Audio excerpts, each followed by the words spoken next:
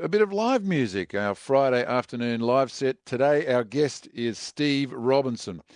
Now, you probably know that name if you've been around live bands in the Illawarra, as one of the people behind the bookings at the dear departed Oxford, which had so much original music played in it. He's still out there playing. He's been involved with theatre for a long while, with backstage at the IPAC. He's been part of a band called Money Killed Johnny, and I've played just several of their songs, and I've loved their couple of albums. He's out solo now. His solo album is called On the Wings of a Wild Thing, and we'll catch up with Steve in just a tick. But right now, live in our studio, Steve Robinson.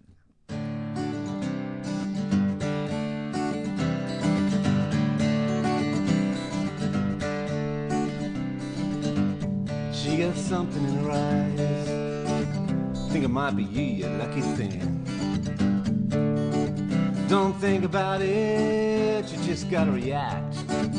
Your heart in your mouth, you just gotta jump in with both feet. 'Cause you know, I got a good feeling about it this time.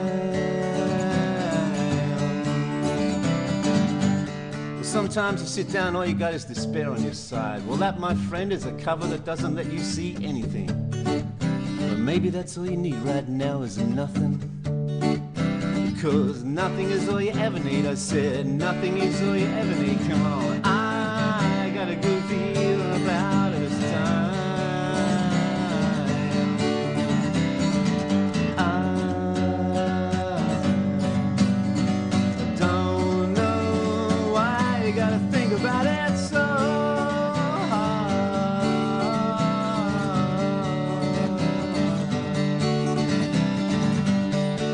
sit down for a while, I got something to say. 'Cause you and me are gonna work this thing out. I said you and me are gonna work this thing out. There's not gonna be terror. There's not gonna be revenge. There's not gonna be fighting for peace or justice or hierarchy or loyalty or who's better than who. Because you know, I got a good feeling about it this time.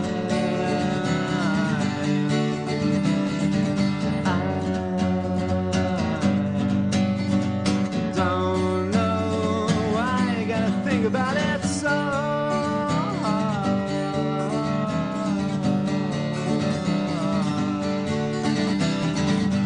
she got something in her eyes. I said she got something in her eyes. I think it might be you lucky thing. Might be you lucky thing.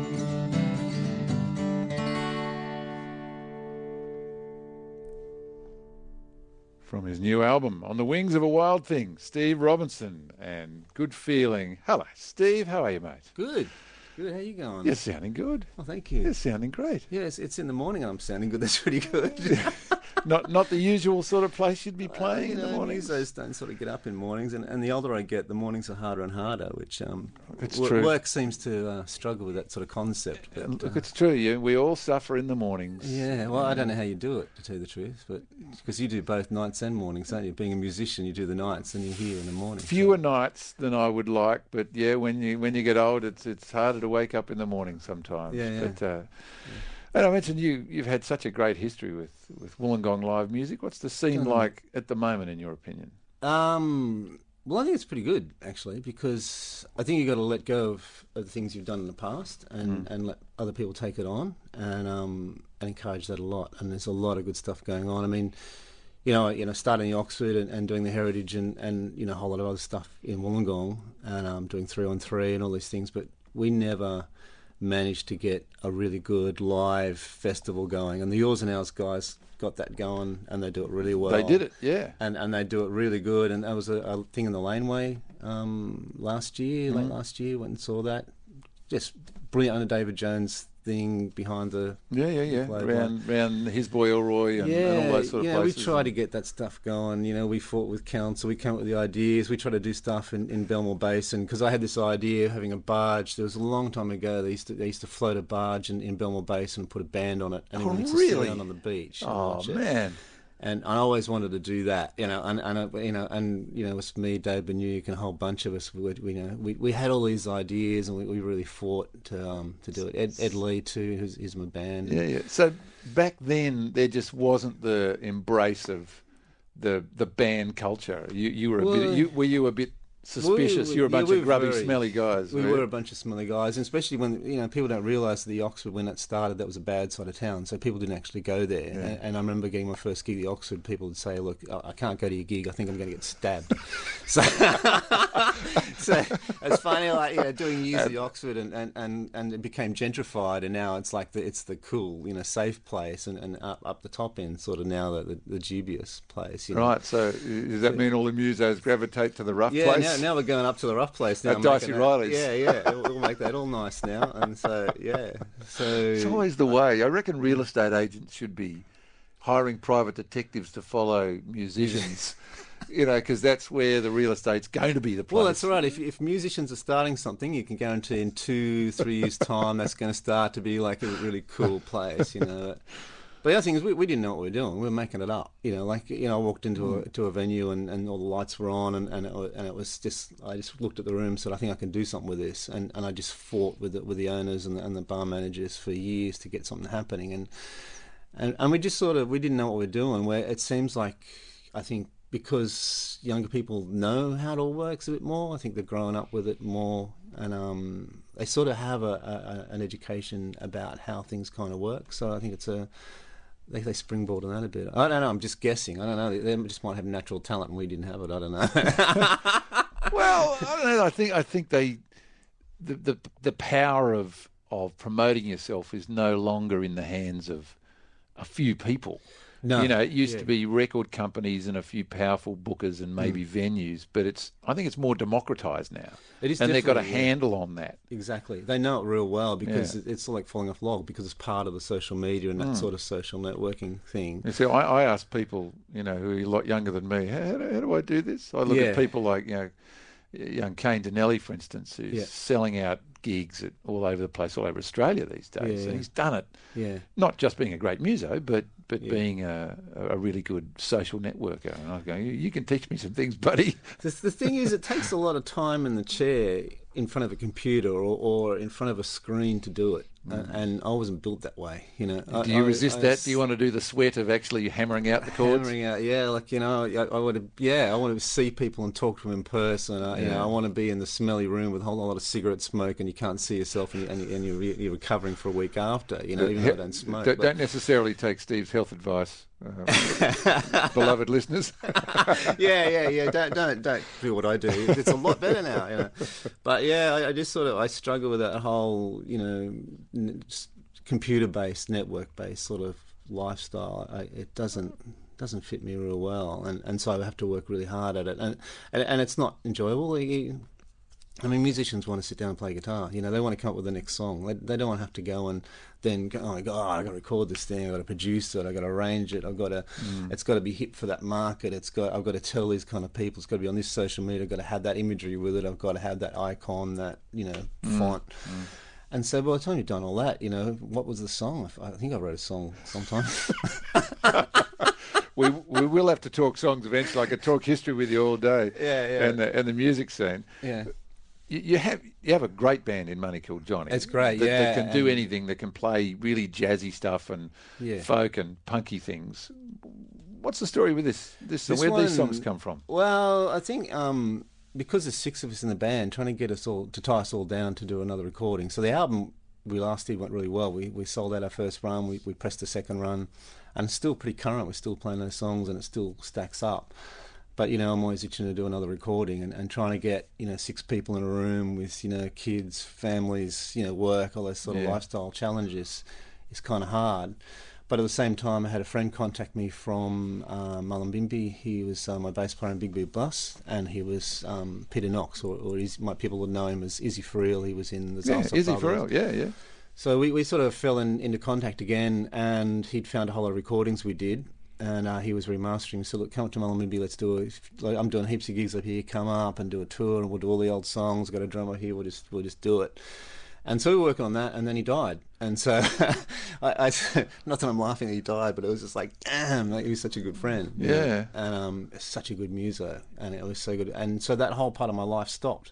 And suddenly, because you don't just lose a friend, you lose that lot of music, and the work. That Yeah, band will never happen again. Like and I've got all these vivid memories of playing incredible gigs with that guy, and that's not going to happen. And so it sort of put me in a weird place, and I don't know. A lot of songs came out because it's in that headspace. A lot of songs came out that would fit that band, and I didn't know what to do with them. I mean, Money Kill Jody can play them. I mean, they can play anything, but I think what they would like to play and what I would throw at them that I'd like them to play are two different things sometimes. What would they like to play? They like. There's a lot of worldly stuff and a lot of. I mean, it depends who you talk to. I mean, you got percussionists and they love doing the worldly stuff and getting lots of massive rhythms going. With Lenore, some of the really intricate sort of vocal work that she can do is amazing, and I think her ability is outstrips some of my songs sometimes. And Ed's got a very good. I mean, he comes from the 70s and 80s sort of avant-garde sort of electronica stuff, and it's a great mash of things and a great tension. And what comes out of that is this sort of magic thing that sort of is Money Killed Johnny. But so sometimes if I throw sort of more, Americana sort of stuff, it's sort of going, oh yeah, that sounds great and everything, but no, I just want to play sax to that. And so something straight. Yeah, something straight about it. Where there's something endearingly straightforward about that song that you played. Although there's a very interesting chord in the middle of it, which I was intrigued by. I don't know what it is actually. It's like I made a mistake trying to do it. I thought you do a riff and then you got to do a chord change and just get fingers go to somewhere, and they went somewhere, and I sort of looked at. Well, you don't know what that chord is, but yeah, it's a strange sort of F sharp or something like that going on. It's an F sharp root with a G major top on it. I know, but I really loved it. It was a happy accident. Your fingers just went there. Most of the things I do is an accident. Most of what I do is a mistake, and it's just. That's how we evolve. That's how mutations in the DNA, and they happen to survive. Yeah, you just got to be open to it, and go, okay, well that's a really good mutation. I'll just stick with that one. So where are people going to hear you next? Is it as with Money Killed Johnny or Johnny? Yeah, tonight. Where are you playing tonight? At Jane's down in Flinders Street. So it's an early one though. You got to get down there by 7 o'clock. We're starting to play. So and we've got Beatmasters on after us, which will be huge. Brilliant. Yeah. 7 p.m. Jane's. If you want to see Money Killed Johnny, they're fabulous. Alongside the Beatmasters, who are also put on a hell of a party. So that'll be a top party, song. all right. That's why we're going on before them. You need to collaborate. Yeah. Well, we will. There'll be super band at the end. Yeah, I think we'll be probably jumping up. Depends how they feel, but yeah, I'll probably end up playing trumpet with them, and then Ed might get up with. And I've got Noah and Matt in our band are in the Beatmasters anyway, so it's pretty incestuous. Nice. Okay, and the trumpet comes out occasionally. Yeah. Now. We're going to do some jazz. What's it going to be? What's your second song going to be? Well, Steve didn't know about a second before we went to air. Yeah, you know what? I tried doing a new song, which has become a real favourite, but it's not on the album, so you have to... Exclusively for you here. You'll have to come ABC to a gig Illawarra. to hear this. Good. Or hit your record button now. Okay. What's it called? It's called Sweet Thing, this one.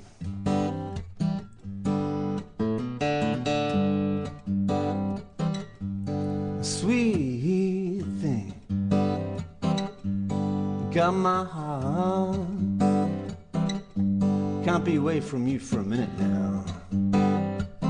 I think it's been about 5. Would you please come home?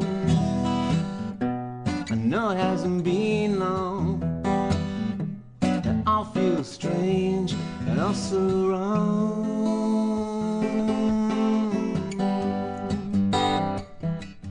Sweet thing,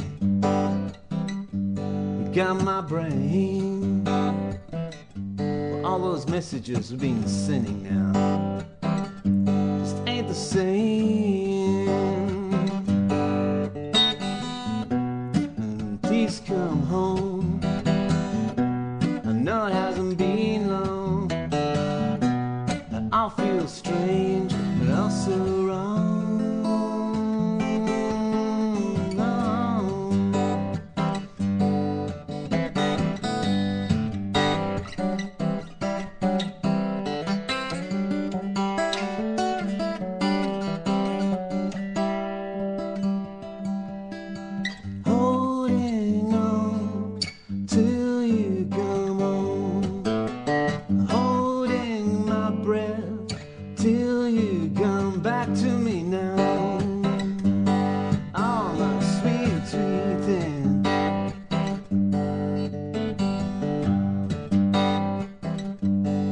my muse. 'Cause everything that comes out of me now is all about you. Would you please come home? I know it hasn't been long. I feel strange and also wrong.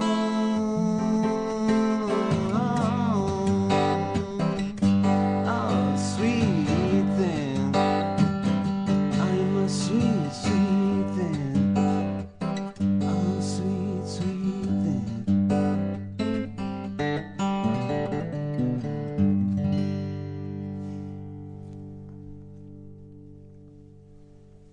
I can see why that might have been a bit of a favourite. That's nice. Thanks. What a great little song. Yeah, it works. People really like it. I was really surprised. I did it with the band.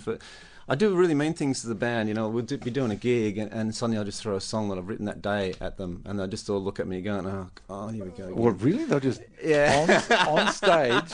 On stage. Well, yeah. you just sort of whisper a couple of chords to them. No, don't do anything. Don't show them anything. They just pick it up and they play it. And honestly, they do an incredible job. And people think we've been playing it for years, but they're really wonderful. That to must play be with. just wonderful. Yeah. To have a band that you can pick stuff up. They can look at your fingers and go, "Oh, I think that's what he's doing." They're incredible. The best Man. thing is if you can record that moment, because it's funny. That's when the best ideas come for everyone, and it'd be really It doesn't always happen. I always miss it, but if you can get them at that moment, it's magic. Yeah. Well, I've recorded that one, and it's going straight to the pool room, Steve. Oh, thanks for that. Yeah, I'll play that. I'll play that later on.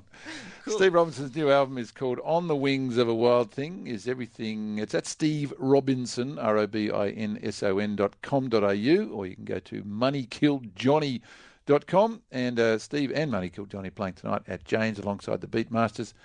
Pleasure to have you in, mate. And we'll see you next time. Thanks for having us, mate.